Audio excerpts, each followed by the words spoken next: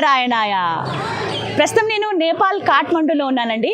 ప్రత్యేకమైన ప్లేసెస్ ఇక్కడ చాలా చాలా ఉన్నాయి. అందులో మరీ ముఖ్యంగా దర్శించుకోవాల్సిన క్షేత్రం ఏదైనా ఉంది అని అంటే అది జల్ నారాయణ స్వామి టెంపుల్ అండి.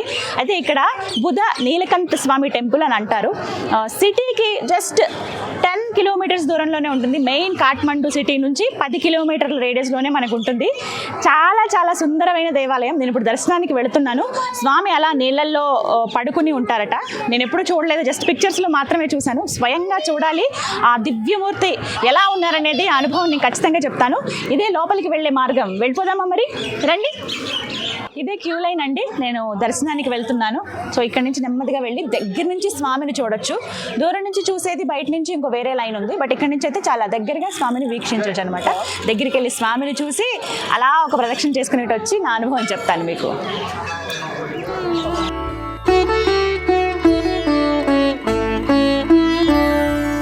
నారాయణ నారాయణ జయ గోవింద హరే, నారాయణ నారాయణ జయ గోపాల హరే, నారాయణ నారాయణ జయ గోవింద హరే, నారాయణ నారాయణ జయ గోపాల హరే, కరుణా పారావార వరుణాలయ గంభీర ఘన నీరద సంకాశ కృత కలికల్మషనాశ, నారాయణ నారాయణ జయ గోవింద హరే, నారాయణ నారాయణ జయ గోపాల హరే. దర్శనం ఎంత చక్కగా జరిగింది. దగ్గర నుంచి చూశాను. ముందు వెండితోటి పాదాలు అవి చేయించి పెట్టారండి స్వామికి. అందరూ వచ్చి దండం పెట్టుకుని వెళ్ళేలాగా ఆ పాదాలను ఒక్కసారి స్పృశించి దండం పెట్టుకుంటే నిజంగా ఆ మూర్తిని తాకినటువంటి భావన కలిగింది నాకైతే. జల నారాయణ స్వామి. యాక్చువల్లీ కొంతమంది ఇది ఫ్లోటింగ్ నారాయణ అంటారు. ఇది తేలుతున్నటువంటి నారాయణమూర్తి కాదండి. ఆయన అలాగా ఫిక్స్ చేయబడి ఉన్నారన్నమాట. వాస్తవానికి ఇది ఒక పొలం లాంటిది. ఆ పొలంలో స్వామివారి విగ్రహం అలా తవ్వుతూ ఉంటే బయటపడిందట. అందుకని స్వామి స్వయంగా దర్శనమిచ్చింది. ఎలా ఉన్నారో అక్కడే అలా ఉంచేశారు, ఏమీ కదపకుండా. అంటే అందుకే స్వయంభూ అని కూడా కొంతమంది చెబుతూ ఉంటారు. బుధ నీలకంఠ్ అంటారు. అంటే స్వామి ఇక్కడ చాలామంది ఏంటంటే బుధ అనే పిలుస్తూ ఉంటారనమాట స్వామిని. బుధ నీలకంఠ్ అంటే నీలి వర్ణంలో మెరుస్తున్నటువంటి దగదగా మెరుస్తున్నటువంటి స్వామి అని అర్థం అనమాట. మనమేమో జలనారాయణ, నీటిలో ఉన్నారు కాబట్టి జలనారాయణ అంటాం. కానీ నా భావన అయితే అదొక పాలకడలైతే స్వామి శేషతల్పం పైన మనందరినీ రక్షిస్తూ కాపాడుతూ మన కష్టాలు సుఖాలు అన్నీ తెలుసుకుని వింటూ వింటూ వింటూ అలా సేద తీరారేమో అన్న భావన అయితే నాకు కలిగింది. ఆయన రూపం కూడానండి అలసిపోయి నిద్రపోతే ఎలా ఉంటారు అలా అనిపిస్తుంది అనమాట. అలా నెమ్మదిగా నిద్రలోకి జారుకున్న భావన. మెత్తగా అలా శేషతల్పం ఆయన అలా ఉయ్యాలు ఊపుతుంటే ఆయన ఎలా పడుకుంటారు అలా ఉంది. ఆయన ఆభరణాలు కూడా చాలా సింపుల్గా వేశారు. ఎక్కడ హడావిడిగా మొత్తం అన్ని ఆభరణాలు పెట్టేలేదు. ఫస్ట్ ముందు ఆపాదమస్తకం మనం వర్ణించుకుంటూ వస్తే నాకు ఇక్కడ కనిపిస్తున్నారు ఆయన, అందుకే చెప్తున్నాను. ఆపాదమస్తకం వర్ణించుకుంటూ వస్తే పైన ఆదిశేషులాగా అంటే కిరీటం అనమాట. మొత్తం వెండి ఆభరణాలే ఉన్నాయి. పైన ఇలా కిరీటం ఆదిశేషుతో ఉంది. ఆ తర్వాత నెక్స్ట్ కిందికి ఇక్కడ వక్షస్థలంలో ఒక నక్లెస్ లాంటిది, ఒక పెద్ద హారం లాంటిది వేశారు. చేతికి ఆదిశేషులు 2 పెట్టారు.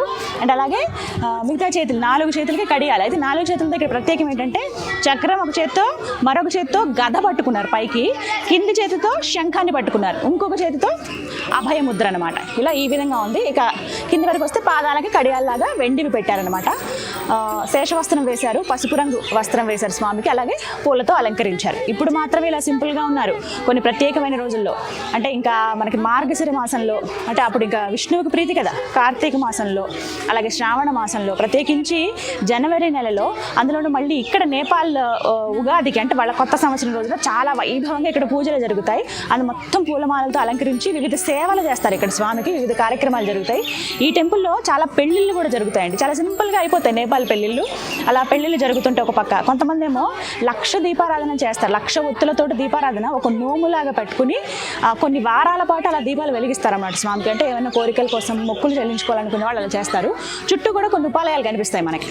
ఇలా అసలు ఇవన్నీ ఎన్ని చూసినా ఎటు తిరిగిన స్వామి మనకి మధ్యలో కనిపిస్తూ ఉంటారు. ఒక కొలను ఇది, ఇక్కడ మొత్తం ఒక కొలంలా చూసుకుంటే ఆ కొలంలో ఆయన అలా పడుకుని ఉంటారు. మొత్తం ఆ శేషు అంటే ఆ పాము మొత్తం అలా చుట్టుకుని ఉంటుంది. మెలికలు తిరిగి పరుపులాగా మెత్తటి పరుపులాగా స్వామికి ఉంటుంది అనమాట. అందులో ఆయన పడుకుని ఉంటారు. గోపీ మానసహరణ చరయూతీర. మొత్తంగా ఈ విగ్రహం చూడొచ్చు, దగ్గర దగ్గర ఒక 21 అడుగుల వరకు పొడవు ఉంటుందండి, 10 అడుగుల వెడల్పు ఉంటుంది. అంటే అంత పెద్దగా ఉంటుంది. 2 చేతులు ఇలా చాపినా కూడా పట్టినంత ఇంత పెద్ద స్వామి ఉంటారు. నిజంగా చూస్తే కొన్నిసార్లు అంటాం కదా 2 కళ్ళు సరిపోవట్లేదు చూడడానికి, అంత బాగున్నారని. ఇక్కడ ఆ మాట సరిపోతుందేమో కరెక్ట్గా. ఆయన ఇలా నిటారుగా నిలబడితే అమ్మో ఆ రూపం చాలా అసలు తట్టుకోలేము చూడడానికి.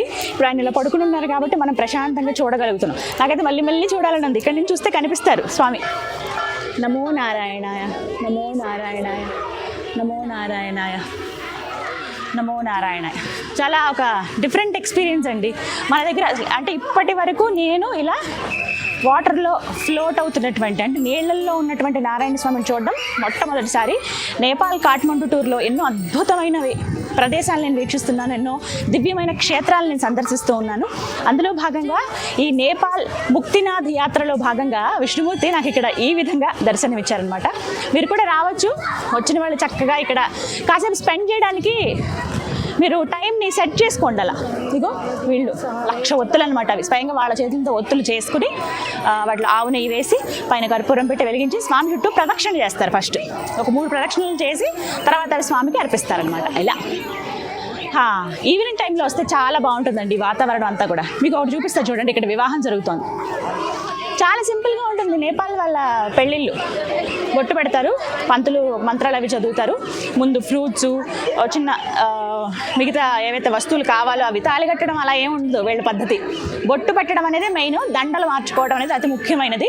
సింపుల్గా అయిపోతాయి నేపాల్ పెళ్ళిళ్ళు. ఓ పక్క వివాహం జరుగుతుంది, ఇంకో పక్క నోములు, ఇంకో పక్క ఏమో హోమం నిర్వహిస్తున్నారు. అసలు ఎంత సందడిగా ఉందో తెలుసా. అంటే విష్ణు నివాసం అంటే ఇలాగే ఉంటుందేమో, ఆయన ఉండేటువంటి ప్రదేశం ఇంతే సందడిగా ఉంటుందేమో అనిపిస్తుంది. ఇలా మనం వచ్చిన మార్గం ఇటే. ఇలా వెళ్ళి స్వామి చుట్టూ అలా తిరిగి దర్శనం చేసుకుని మళ్ళీ ఇలా బయటికి వెళ్ళిపోవాలన్నమాట. సో చూసారు కదా డిఫరెంట్ ఎక్స్పీరియన్సెస్ అన్నీ కూడాను.